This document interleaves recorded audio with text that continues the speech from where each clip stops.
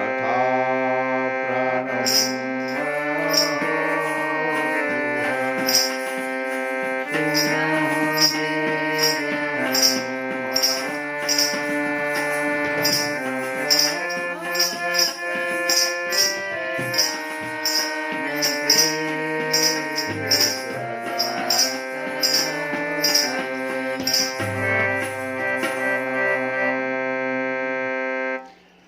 तो हम लोग जो कथा सुन रहे हैं वो आज हनुमान जी से ही संबंधित कथा हो जाएगी, क्योंकि कथा में हम लोग अभी तक यही सुने हैं कि माता सीता ही भक्ति हैं, शक्ति हैं, शांति हैं, तो उन्हीं को, और लक्ष्मी भी महालक्ष्मी है। और ये चारों चीज मनुष्य को चाहिए, चारों में से कोई न कोई एक चीज तो चाहिए, कोई लक्ष्मी के लिए, कोई शक्ति के लिए, कोई भक्ति के लिए। माँ सीता के चरण में जाता है। और इतना ही नहीं, जनक सुता जग जननी अतिशय प्रिय करुणा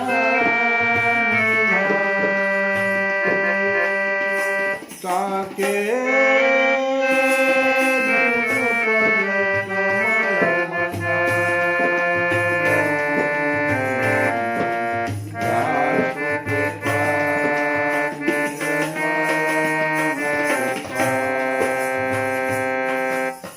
हमारी माँ है। गायत्री मंत्र में जिस प्रकार की शक्ति है वैसे ही शक्ति इस पद में है कि सुंदर मति बिना उनकी कृपा से नहीं प्राप्त हो सकती है। जासु कृपा निर्मल मति पाओ। तो माँ की खोज करनी है। और रावण, ये दृष्टिकोण क्या था कि रावण कहता था, रावण भक्ति के लिए नहीं चाहिए था उसको सीता जी, उसको शक्ति के लिए चाहिए था।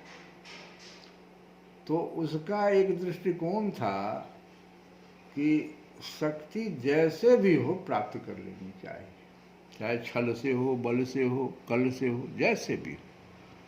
और इसी में वो अपना पूर्ण वंश का जो है सो समाप्त करवा दिया। भौतिक वैज्ञानिकों की दृष्टिकोण अभी जो वर्तमान में है वो इसी प्रकार का है। इसलिए परमाणु बम से सारे विश्व को भी खतरा हो गया है। शक्ति भगवान का है। देखो, एक दोहा है कि गिरा अर्थ जल बीच समा कहियत भिन्न न भिन्न। अब बस इतना ही तक लगे। देखिए, इसका अर्थ देखिए ना। हम लोग कहते हैं भिन्न भिन्न है, लेकिन ऐसा नहीं है। जल और बीच, जल में जो तरंग उठता है, समुद्र में जो तरंग है और जल जो है, उस दोनों में क्या भिन्नता है बताइए आप। गिरा अर्थ, वाणी और अर्थ में क्या भेद है, क्या अंतर है बताइए। तुलसी बाबा पूछ रहे हैं हम लोगों से कि वाणी में और उसके अर्थ में क्या भिन्नता है। ऐसे ही समुद्र और उसका जो लहर उठ रहा है, दोनों में क्या भिन्नता है जरा बताइए तो। एक शक्ति है तो एक राम है, एक स्त्रीलिंग है तो एक पुल्लिंग है। आप दोनों में देखिए, आप वाणी और अर्थ में एक स्त्रीलिंग है, एक पुल्लिंग है। जल और उसका जो लहर है उसमें एक पुल्लिंग है, एक स्त्रीलिंग है। वही तो राम सीता है। उसमें कहिए तो भिन्न न भिन्न, हम लोग भिन्न भिन्न कहते, लेकिन ऐसा है नहीं, दोनों एक हैं। आप दोनों को अलग क्यों करना चाह रहे हैं रावणीय दृष्टिकोण से। राम की शक्ति ही सीता और सीता के राम है। कृष्ण के राधे हैं और राधे के कृष्ण हैं। ये भिन्न भिन्न हमारा दृष्टिकोण क्यों हो जाता है? और यहीं से सारा तो हनुमान जी का जो चिंतन है उसको समझना पड़ेगा सीता जी को प्राप्त करने के लिए। और कथा हमारी यहीं पर रुकी हुई थी। तो ये हनुमान जी फिर कौन है, सीता जी कौन? तो हमने बताया पिछली कथा में। अब हनुमान जी कौन है? तो हनुमान जी को तो बहुत गहराई से हम लोग, आज शनिवार भी है, सुंदरकांड से भी और हनुमान चालीसा से भी जानते हैं। लेकिन भगवान हनुमान जी का पंचमुखी, उनका पंचमुखी जो उनका ये है, मूर्ति कहो या जो कुछ भी हो, विग्रह है, वो क्यों है? उसके पीछे कथा क्या है? तो जब मेघनाद को बाण लग गया, मारा गया लक्ष्मण जी के हाथों, रावण बहुत चिंतित है। तो उसको रावण की मां ने अपने दो भाइयों का याद दिलाया, जिसको तुम भूल गए हो। एक का नाम था अहिरावण, दूसरे का नाम था महिरावण, और दोनों पाताल लोक में रहता था और मंत्र का बहुत बड़ा ज्ञाता था। कहा तुम उसके पास जाओ, उसको बुलाओ, वो तुम्हारी मदद करेगा। और बुलाया उसने दोनों। इधर विभीषण जी को यह समझ में आ गया कि रावण कुछ जो है गलत कार्य करने जा रहा है। वो हनुमान जी से कहे कि देखिए रात्रि का समय होने वाला है, आप भगवान के चारों तरफ जो है पहरेदारी बढ़ा दीजिए। भगवान तो शयन कक्ष में अभी है लक्ष्मण जी के साथ, लंका की बात है। तो हनुमान जी ने मंत्र के बल पर चारों तरफ एक रेखा खींच दिया कि इसको कोई लांघ नहीं सकता है। उधर वो दोनों जब भाई आया, अहिरावण और महिरावण, तो वो प्रवेश नहीं कर पाता था जहां भगवान सोए हुए हैं। तो क्या किया, विभीषण का रूप धर लिया। और विभीषण के लिए रोक टोक नहीं था उस मंत्र में, और विभीषण का रूप पकड़ करके पहुंच गया और भगवान को उस पर्वत सहित उठा लिया जहां पर सोए हुए थे, उठा के लेके चल दिया। विभीषण जी को आभास हो गया कि कुछ गलत हो गया, रात्रि का समय है, उनको आभास हो गया। हनुमान जी को तुरंत कहे कि नहीं, कुछ गड़बड़ हो गया, आप दौड़िए देखिए, भगवान नहीं है वहां। हनुमान जी देखे, वास्तव में नहीं। हनुमान जी तुरंत एक पक्षी का रूप धारण किया, कहे कि हम इस रूप में जाएंगे तो लंकावासी समझ जाएंगे। पक्षी का रूप धारण किए और जब लंका में प्रवेश किए तो देखे एक कबूतरनी से बात कर रहा था कि अब तो रावण जीत ही जाएगा। देखो कबूतरनी, रावण जीत जाएगा। और पक्षी का रूप था तो ये पक्षी की भाषा समझ गए। तो पूछा क्यों? तो वो अहिरावण और महिरावण राम लक्ष्मण को लेके पाताल लोक चला गया है, वहां बलि दे देगा, अब किसी को पता नहीं है। हनुमान जी तो सब सुन लिए, बस तुरंत पीछा किए, पाताल लोक पहुंच गए। और जब वहां पहुंचे तो द्वारपाल था एक खड़ा। वो कहा हमसे लड़ाई करके ही तुम भीतर जा सकते हो। हनुमान जी अपने रूप में आ गए और बहुत युद्ध हुआ, घोर युद्ध हुआ। वो बहुत बलशाली था। अंत में हनुमान जी उसको पछाड़े तो कहे वरदान मांगो। तो कहा कि तुम कौन हो? कहा हम हनुमान पुत्र हैं। कहा हनुमान पुत्र कैसे जी? तो हनुमान जी जब लंका जलाए और समुद्र में कूद गए तो उसका आधा शरीर जो था ना, उसका शरीर भी विग्रह भी गजब था। आधा शरीर बानर था, आधा शरीर मछली का था। तो वही पूछे हनुमान जी कि तुम कैसे इस बात को कह रहे हो, साबित करो। तो कहे क्या कि हनुमान जी जब लंका जला करके समुद्र में अपना शांत करने के लिए कूदे तो पसीना का जो कुछ बूंद टपका, उस समय हमारी माँ मुंह खोले हुए थी। तो एक बूंद जो है हमारी माँ के मुंह में चला गया और मेरा जो है जन्म हो गया। तो कहा हम ही तो हनुमान जी हैं। तो पिताजी के पैर पर गिर गया, कहा अब आज्ञा दीजिए पुत्र को, क्या करना हमको है। तो इसको तो समाप्त करना है, तुम जिसका रखवाली कर रहे हो उसी को तो समाप्त करने में आए, भगवान को ही ले आया उठा। तुम ठीक है, आपको सहायता करें।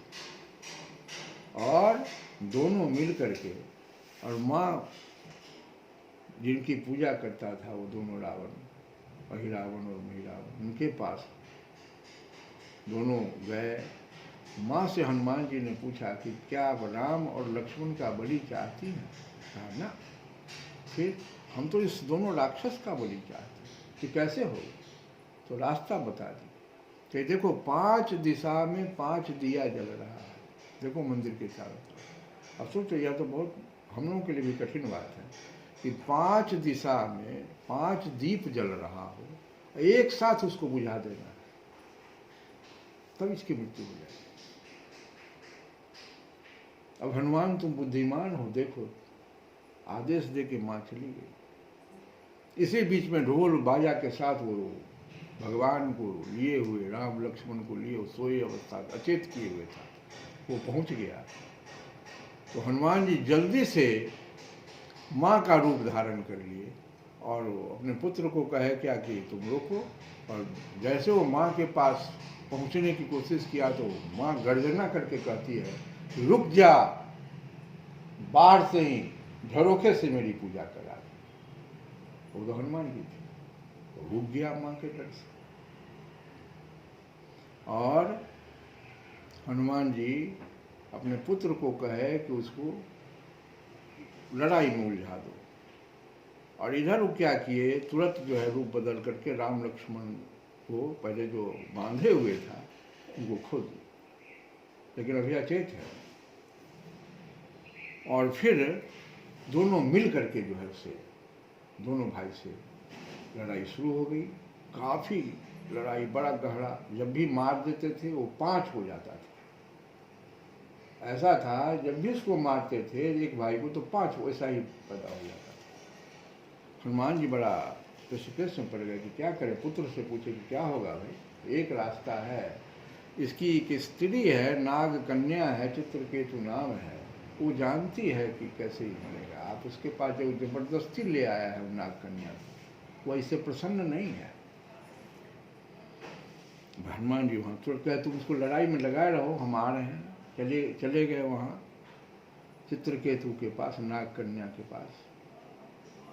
और हनुमान जी चित्रकेतु से कहे कि देखो तुम तो विष्णु भक्त हो, तुम तो इस पति को नहीं चाहते, तो आप कौन है? हम हनुमान हैं, तो कोई रास्ता बताइए हमको, कैसे इससे हम निकलेंगे? तो जबरदस्ती हमको ले आया। तो तुम एक काम मेरा करो, इसके मृत्यु का हमको रास्ता बता दो। हाँ रास्ता है, देखिए इसके कक्ष में बहुत सारे भौरे हैं, भ्रमर, जो लकड़ी भी काट खाता है, वो ऐसा कीड़ा है, और उससे इसका समझौता है। वो क्या करता है, जैसे आप मारते हैं उसको, बस वो भावरा में से एक भमरा उठ करके एक बूंदा मुर्गी लेकर के उसको मुंह में डाल देता है, वो 5 हो जाता है। पहले उस भमरे को मारिए। हनुमान जी गए, सबको मारना शुरू कर दिए। तो एक भमरा जो उसमें था, बहुत, उसका जो हेड था, वो पैर पकड़ लिया, कहा कि हमको माफ़ कर दीजिए, छोड़ दीजिए, हम आपको पहचाने। कहा तभी छोड़ेंगे जब मेरा एक काम कर दो। तो क्या, तो वो नाग कन्या जो है चित्रकेतु, एक हनुमान जी से शर्त रख दिया था कि हम आपको मारने का कारण बताएंगे रास्ता तभी जब मेरा एक आप रास्ता शर्त मानी। तो मान गया, तो राम से हमारा विवाह करा। हनुमान जी पेशोपेश में पड़ गए, लेकिन कहे अभी तो हम थोड़ा सा दुविधा में है, इसलिए कह दिए ठीक है कर देंगे। हनुमान जी तो बुद्धिमान बलशाली दोनों हैं ना। तो क्या किए, उस भंवर को कहे, भ्रमर को, कि तुम मेरा एक काम करो तो तुमको छोड़ देंगे। तो क्या, तो हनुमान जी से कह दिए थे कि देखो भगवान राम जो है तुम्हारे पलंग, तुम पलंग पर बैठे रहना, जिस पर शादी है होगी, भगवान राम जैसे बैठेंगे, अगर वो पलंग नहीं टूटा तो शादी हो जाएगी। अब पलंग टूट गया तो शादी नहीं होगी। ये शर्त मान गया था, हाँ, हो गया, बात खत्म। और उस बावड़े को कह दिए कि तुम पलंग में घुस जा, और जब तक हम लड़ाई कर रहे हैं तो सारा पलंग को खोखला करके रखो। अब देखो, वहां जाकर के लड़ाई हुआ, वो दोनों भाई मारा गया। मरने से पहले वो 5 दिया जो बुताना था, जो माँ कह गई थी, तो मर नहीं रहा था। अब तो हो नहीं रहा था, 5 हो नहीं रहा था, लेकिन मर नहीं रहा था, अमृत जो लिए हुए थे। तो 5 दिया को एक साथ बुझाने के लिए हनुमान जी 5 मुख अपना बनाए, क्योंकि 5 दिया को एक साथ बुताना था, कैसे संभव था। तो 5 मुख अपना बनाया और एक साथ उन्होंने 5 दिया को बुताया। तो ये पंचमुखी हनुमान वहां से कहलाए। और इधर जब वो मारा गया तो भगवान से कहे हनुमान जी, उनको फिर होश में लाने के बाद, कि देखिए एक शर्त हम हार चुके हैं, ये चित्रकेतु कन्या जो है ये आपसे शादी करेगी, और हम इसको आदेश दे दिए, आज्ञा इसका कर दिए, मान लिए। थोड़ा भगवान संभलते संभलते तब तक भगवान का हाथ पकड़ के और पलंग पर बैठ गया हनुमान जी। हनुमान जी का भार वो तो पहले से ही उसको काटे हुए था, तो लिए दिए चित्रकेतु को, लिए दिए, वो पलंग टूट के नीचे गिरी। आप बताओ चित्रकेतु, तो कहा हम श्राप दे देंगे हनुमान को, हमने साथ छल किया है। भगवान जो है तब तक होश आ गया था भगवान को। भगवान कहे, सुनो चित्रकेतु, हम तुम्हारा कार्य पूरा करेंगे। मेरा ये प्रिय हनुमान जो है पुत्र तुमको कुछ कहा है तो हम इसका मान रखेंगे। तो कैसे होगा? तो द्वापर में हम कृष्ण बन के आएंगे और तुम जो है सत्यभामा बन के आएंगे, हम तुमसे शादी करेंगे। और तब बात वहाँ पर जो है समाप्त हो गई। तो ये तो कथा है हमारे हनुमान जी का, और हम लोग उनका एक भजन गा लें हनुमान जी का, कि बजरंग बली मेरी नाव चली, मेरी नाव को पार लगा देना।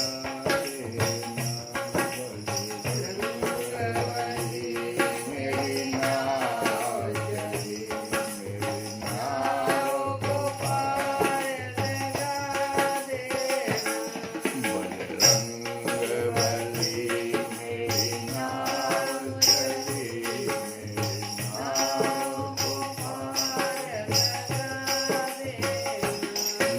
बजरंग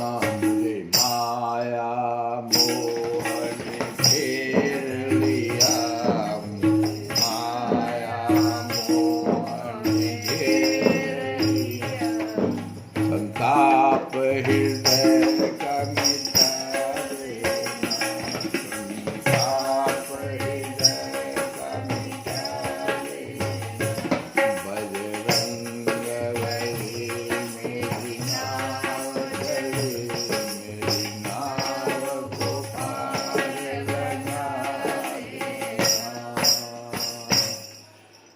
दास तो आपका जन्म से हूँ,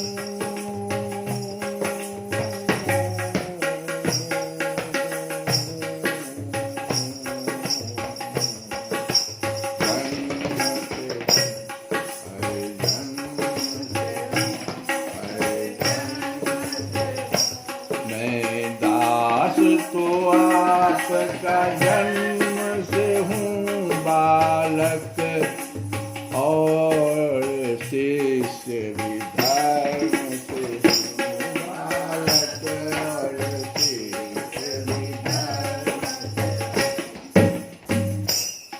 गति छीन गति छीन विमुख निज कर्म से हूँ, चित से मेरा दोष भुला देना, चित से मेरा दोष भुला देना।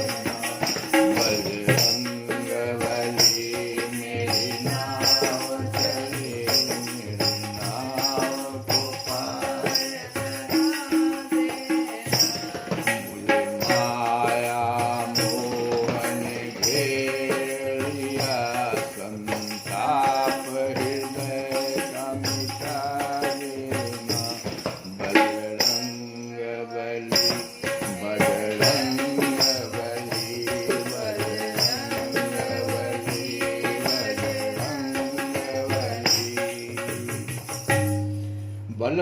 मुझको दे निर्भय कर दो यश शक्ति मेरी अक्षय कर दो बल मुझको दे निर्भय कर दो यश शक्ति मेरी अक्षय कर दो यश शक्ति मेरी अक्षय कर दो यश शक्ति मेरी अक्षय कर दो मेरा जीवन अमृतमय कर दो संजीवन मुझे पिला देना संजीवन मुझे पिला देना बजरंग बली मेरी नाव चले मेरी नाव को पार बना देना बजरंग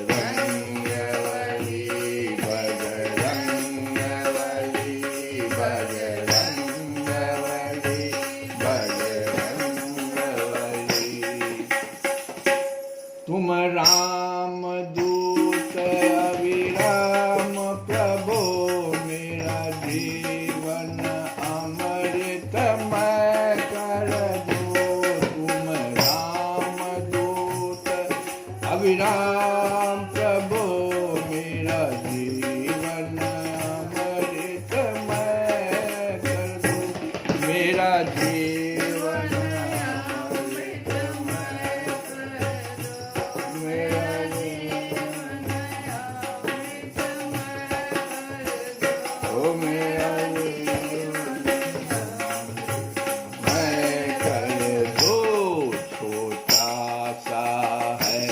एक काम मेरा छोटा सा है एक काम मेरा श्री राम से मोह मिला देना श्री राम से मोह मिला देना ओ बजरंग बली मेरी नाव चली मेरी नाव को